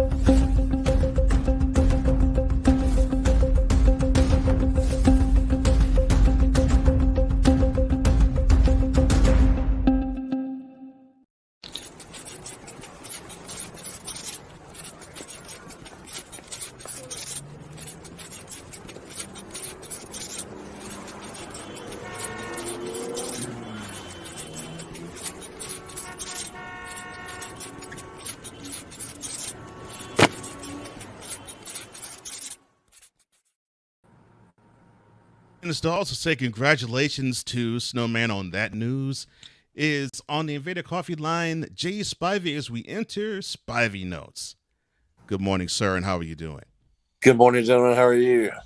Well, I'm doing good, great, and man. Brian is ecstatic. I hear that. Congratulations. I'm over the moon excited for this. Now, do you have the power? Since you apparently have some power now, do you have the power to send me back to the beach? Because I've been back for 3 days and I missed it. Oh, you missed the beach already, huh? Oh my goodness, I missed it as soon as I left the hotel. I wish I had that power, man. I wish I had that power. Real quick, let me say happy birthday to my baby boy Dakota. He is 25 today. Oh my word! Happy birthday, brother. Yep, he is. He Happy is birthday, Dakota. 25. I'm 25 too. Yeah, man. Some days I wish I was 25 again. Me 25. too. I think my back is wanting to say you need to be back at 25. Boy, if anybody gets that, it would be me. I get it. After what's happened the last 2 years, I get it, man. Mm-hmm. Yeah. Oh, yes. Oh, yeah. All right. So tell me about the wonderful news that came across of Bryce Young officially being the starting quarterback for your Carolina Panthers. Listen, I know we're in this day and age of, for some unknown reason, having to name a quarterback as soon as possible. But couldn't this wait a minute? They just stepped on the field last week. Yes. Have not even had a practice. At least. And have not had a preseason game. That's what I'm saying. None. At least see him None. do it in a preseason game. At least. And to be honest with you guys, you know how things are going preseason games. I'll be shocked if he even plays a preseason game. I'll be shocked too. I'll be shocked if he does a snap. I'll be shocked if he gets a snap too. He won't. Yes. He'll be the game. They'll be the week 1 starter, and he won't take a snap in preseason. I wouldn't be at all surprised to see that. Nor would I. I wouldn't be surprised at that either. I mean, listen, I think preseason games are important. There are a lot of people who think otherwise, but the way they're treating these games, I mean, I know there's only 3 now, 4 if you play in the Hall of Fame game, but I mean, they're treating these games like they mean absolutely nothing because none of the regular players play in them anymore. No, and it's funny you mentioned that when I saw that Joe Burrow last week was getting carted off the field. Yep. And thankfully, it's a strained calf. The next words I said was, if he sees one snap in preseason, I'd be shocked. No way. Because the next time he'll be under center in the field, it'll be the first Sunday. It'll be week 1. It'll be second Sunday September. He's not going to. No, he's not even going to practice till he gets this contract signed. Nope. And the same goes with Nick Bosa, but they're working out a mega deal for Nick Bosa. They're not letting him go anywhere, even though they signed Javon Hargrave to boost that defense. Well, nor should they. Bosa's great. The heart and soul is Nick Bosa, and everybody's throwing rumors around. Oh, Nick Bosa is going to go elsewhere. No, he's not. No, he's not. Unfortunately, I know we all love the NFL. I live by it every Sunday. Mm-hmm. But the way the seasons have gone the last however many years it's been now, the first 4, 5, 6 weeks is basically preseason now. Yeah, it is. And it's until in mid-October to really get the season going because the tackling's terrible. Yep. They're totally out of shape. You see they're just gasping for air. Even though they're saying they're in shape, they're not. No, they're not. They're not in football shape. No. Yeah. And it takes them 6 to 7 weeks to really get in football shape, and by that time you only got 10 games remaining. Right. Yeah. Timer routes are not all in there. All there. Yeah. Mm-hmm. And of course the quote unquote experts will judge a team on what they do the first 6, 7 weeks of the season anyway. No. Yeah. So we don't have to say anything. The 4 of us do not have to say anything about what the quote unquote experts think because it's going to be wilder than all get out. Look. Well, because the social first 6 media weeks of the year, y'all. Listen, I'm talking to gentlemen and to people who have followed the NFL, if not as long as I have, they're getting there. And I followed the NFL for 4 decades, almost 4.5 decades. You can't tell me, with the way this has become a quarterback league, that the pundits will judge a team's in-season success on what they do the first 6 weeks of the season, even though there's 11 games left. I'll put it to you like this. If the first 6-7 weeks of the season really mattered, then the Lions must have really sucked. Exactly. Because they went 8 out of the last 2. Playmaker, that's for you. You know why I'm saying it. Of course, it's 8 out of the last 10. But yes, I mean, the Lions reeled off 8 out of the last 10. They ended up being the darlings of the league, even after Hard Knocks. And now that basically earned them a primetime slot the first game of the season. And going to get slapped, too. Going to get slapped that night, too. Yeah. They're going to get a major dose of reality that night. People judge the same about the 49ers when they went 3-4 after Kansas City beat us down in Santa Clara. No one expected Frisco to win their last 10 games and get all the way to the NFC Championship. Even though we hosted the wild card, even though we hosted the divisional round, there were still some pundits that picked against San Francisco. In 7 of those 10 games, he was led and started by a rookie quarterback named Mr. Irrelevant. Yep. Yeah. And that brings me to this. I saw last night on SportsCenter that odds makers say that the Super Bowl favorites are the same teams that were in this past year's Eagles and Chiefs. Now, I have no problem with the Chiefs. I think they probably are the favorite in the AFC. Yeah, they are. But the Eagles lost a lot of players and coaches through free agency and coaching changes. Mm-hmm. They did. No way are they the favorite, in my opinion. In the NFC. No way. It's and hard do we honestly think that Jalen Hurts is really this great quarterback? Great quarterback, no, but a Don't quarterback you think that's a on lot the of come up, coaches have yes. schemed all summer? Well, yeah, as I was saying, he's on the come up, and now I think he's going to have to deal with a lot of defenses that are going to try to counter a lot of what he normally is comfortable doing, because he's still comfortable running the ball and still throwing the ball. and so then we'll get a chance to see if he's going to evolve further. Now, in terms that's the thing about Jalen Hurts I want to see if he's going to evolve further, because he took his team to the Super Bowl. They lost, but he took his team to the Super Bowl. Now, can Jalen Hurts take that next step? Can he repeat or add on to what he did last year? Now the problem with I don't really see another team. I can actually see the Eagles still repeating as NFC champs. I just don't see another team that could usurp them yet. Maybe the Niners, maybe the Cowboys. No. The only team that can compete. Don't get on the hype like everybody else is doing. The only team that can compete. Maybe the Lions, with all the dots. Understanding why I'm saying the way I'm saying it. Maybe the Giants. I mean, it's maybe with every other team they're going to throw at as a contender to unseat the Eagles. And it's nobody in the South. Absolutely nobody. But forget the South. That division is a dumpster fire. It's horrible. Who are the featured quarterbacks in the NFC South? We've got a lot of rookies. We'll be a lot of rookies. Derek Carr is your marquee quarterback by far. It's not even close. And former number 1 pick, Baker Mayfield. Baker will be in Tampa this year. I said marquee. I didn't say run of the mill.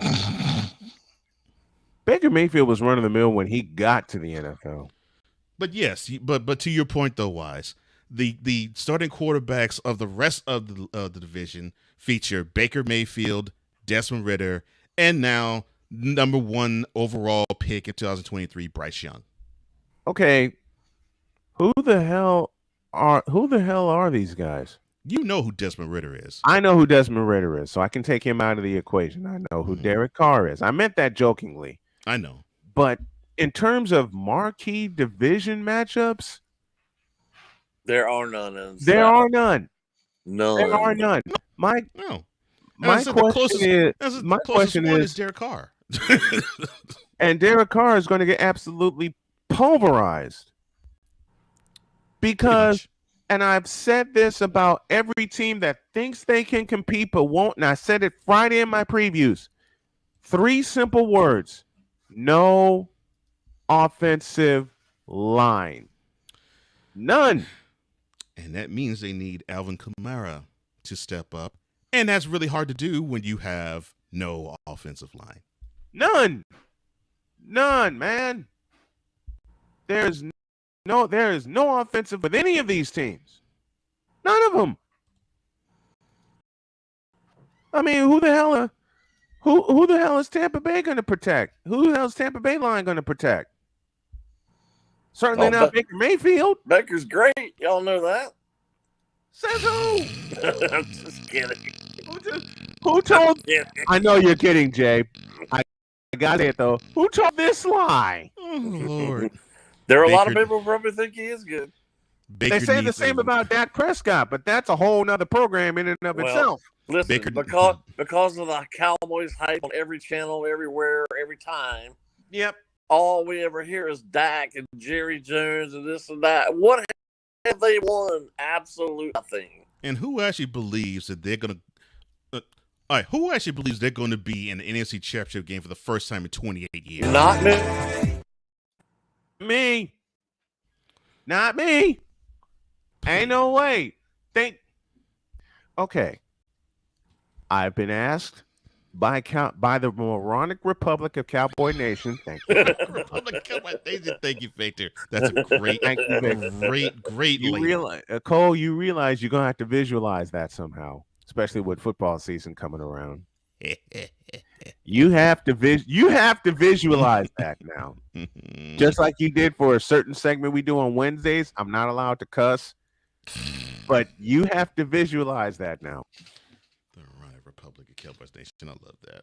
Thank you, Victor. Listen. Jody going out the door said, "Listen, no cussing today, especially when you know who."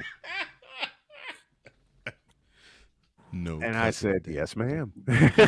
Oh my gosh. But I've been asked by a lot of members of the moronic Republic of Cowboy Nation why I do not believe in the Cowboys.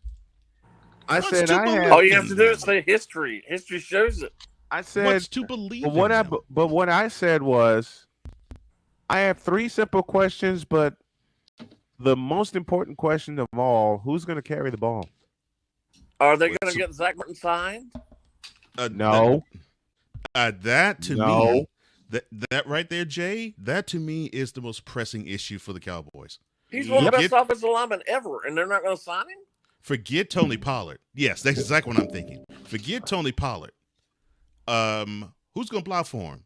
And the best lineman they've had since, dare say, Larry Allen. The line that blocked in front of Emmett Smith 3 decades ago. Larry Allen, And Eric because Williams. y'all heard this from me a million times, because of the dearth of quarterback play in the NFL. I mean, he's one of the worst quarterbacks because he's not. But Dak Prescott is not just one of the most overrated quarterbacks in the league now. He's one of the most overrated quarterbacks in the history of the NFL because he plays for the Cowboys. He's one of the most overrated quarterbacks in the league ever. Well, you know Dak has promised something, Jay. He promised this. Oh, dear. And the proclamation and promise that he delivered was, quote, I am going to throw less than 10 interceptions this year. Right. Close quote. And now a selection from the Wonder Bread Choir. He might have 10 by the week 10. He'll have 10 by week 6. That's what I was thinking. Wait a minute. By week 10, he'll have his 10. Wait a minute. By week 6, he'll have his 10 interceptions. And for that proclamation, and now a selection from the Wonder Bread Choir entitled Quarterback Be Lying.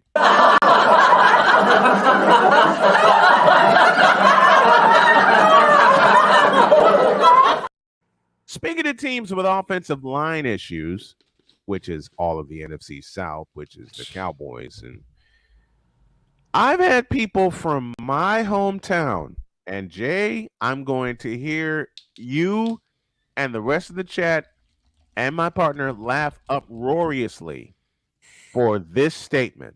Oh, gosh. I think I know where you're going. You know where I'm going, partner. Mm-hmm. I've had Bear fans. Please say this ridiculousness. I've had Bear fans on Facebook And Cole put this in the slate on Friday, and I absolutely love you for it. I've had Bear fans say to me out loud and on Facebook, quote, the Bears are going to go 12-5 this year and win the NFC North. Close quote. And with that, Jay, laugh your butt off. I'm going to go back to overrated again. What has Justin Fields done that makes people think he's going to be the greatest thing in the world? I've heard this a lot about how much they think how good he's going to be. What has he done that's so great? You know what, Jay? I can answer that. I can answer that question. Nothing. I can I answer haven't seen it yet. I can answer the Moronic Republic of Bears Nation. I'll take any example. Show me where the examples are, because I haven't seen it. Here's why. And I'm doing this. I'm putting this lob to you, Jay, for the statement that I want you to say after I actually put this out there. Many people are seeing Justin Fields and they're saying to themselves, "Wow, he has an arm and he runs even faster than Lamar Jackson." To which he's going to get hurt. He's probably gotten hurt a few times already. We don't even know about it. No, he's already been injured a little bit. He has been injured. He's going to get hurt.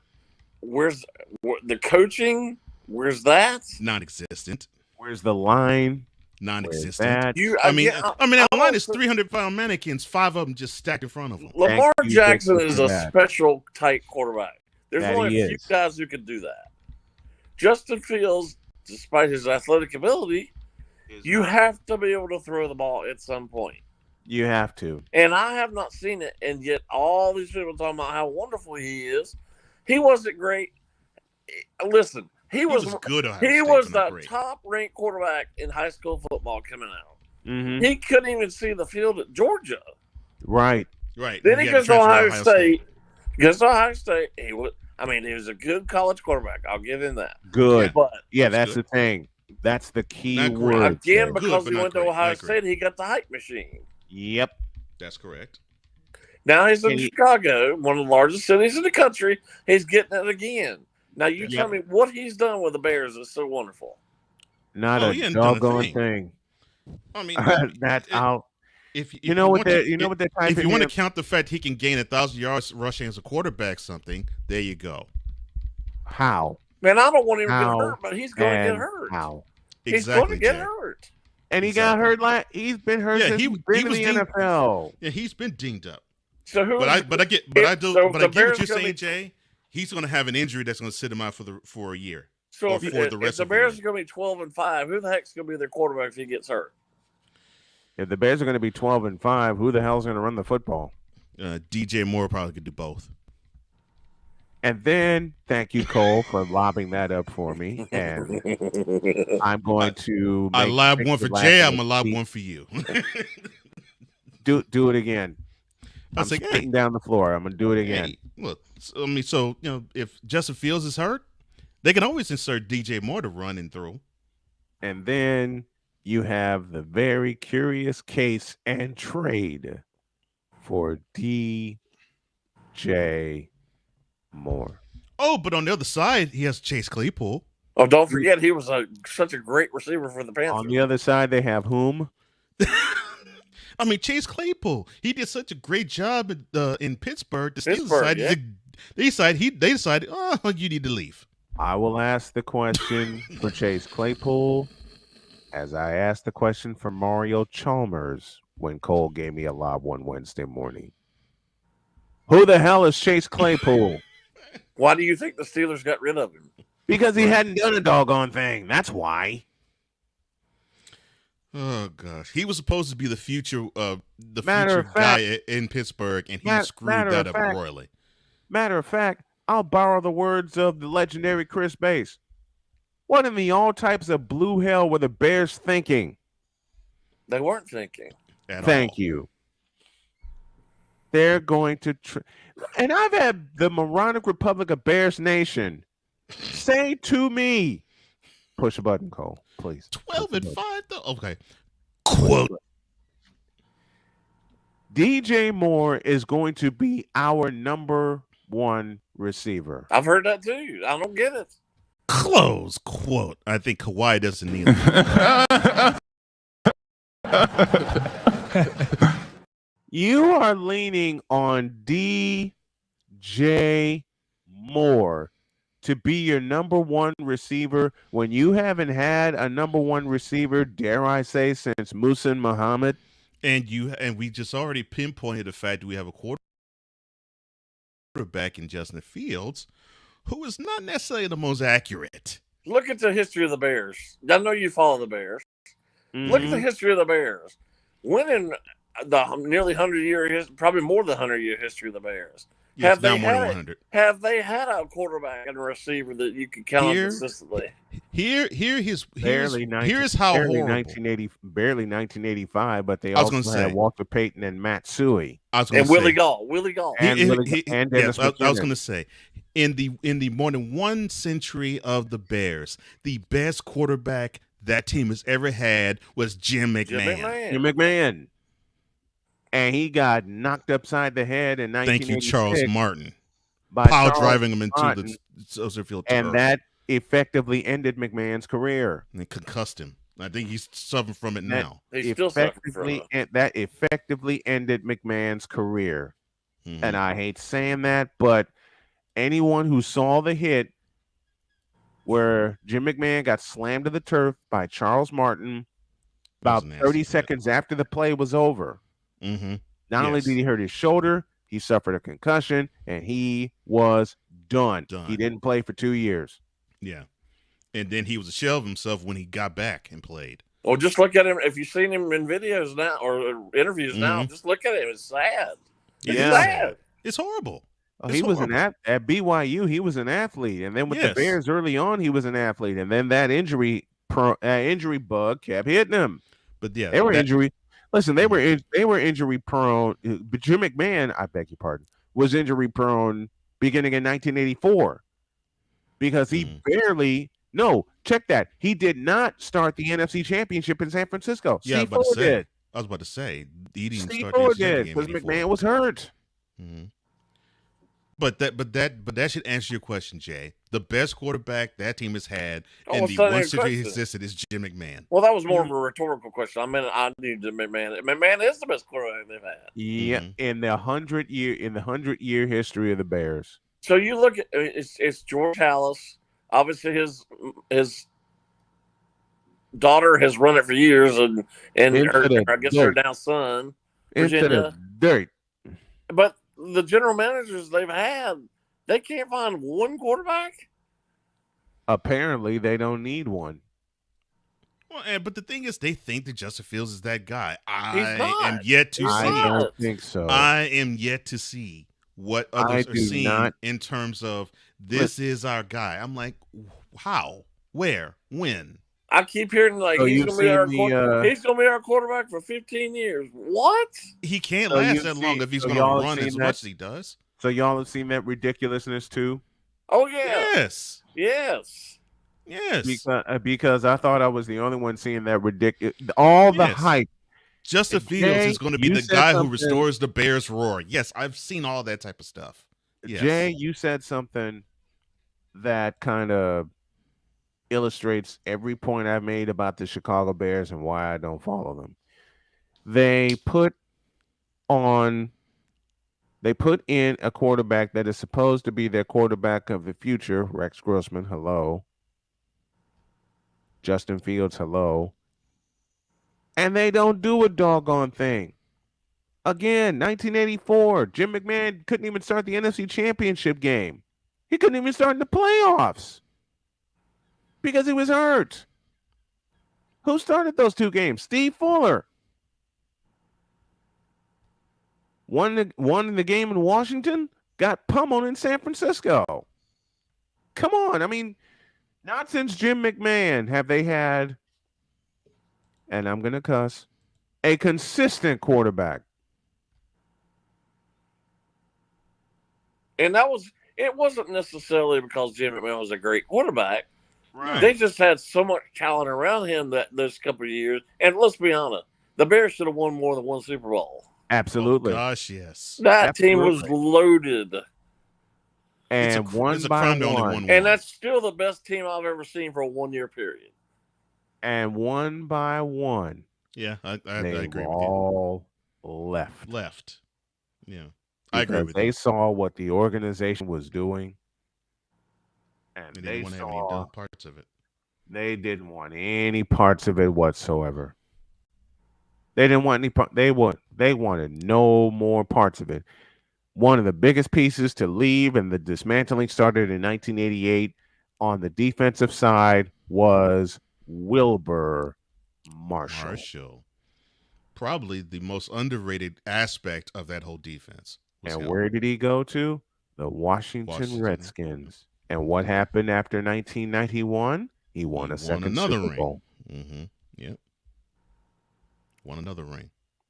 All right, we're out of time. Jay Spivey joining us here on the program. Thank you, Jay, so much. Love having you. Love your insights. We'll talk to you next week. Thanks, guys. Have a great week. You too, brother.